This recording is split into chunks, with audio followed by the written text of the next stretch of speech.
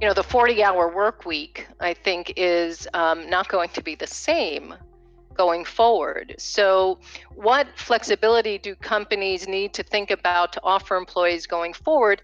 And also, do you think there's any other opportunities for employers and employees to be flexible with one another as the 40-hour work week shifts? Yeah, it's definitely shifted. Many people have called this kind of the great work at home experiment, kind of unplanned experiment that was just thrust upon the American, or really the global workforce.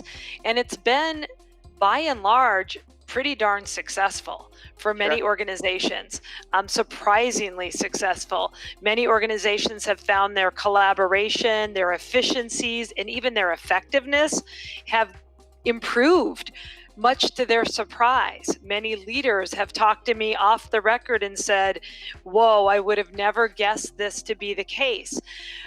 That being said, I think given the fact that many employees are still going to be challenged with responsibilities at home, given the lack of childcare options right now, not all jobs need to be done between 8 and 5. And we have learned that. And so I think it's part of the negotiation process.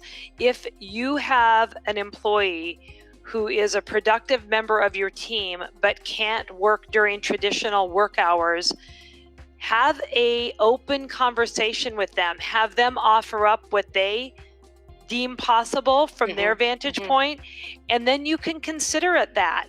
You can determine as an employer.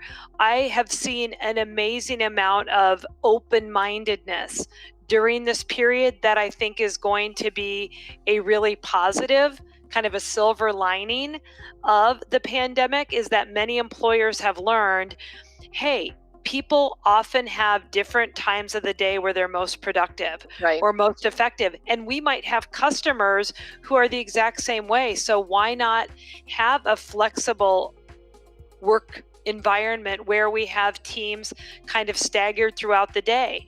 That's actually one of the great options, even for organizations that are opening back their offices and having people come in, whether that's staggering it at different hours of the traditional workday, or even moving those hours into the evening or over weekends.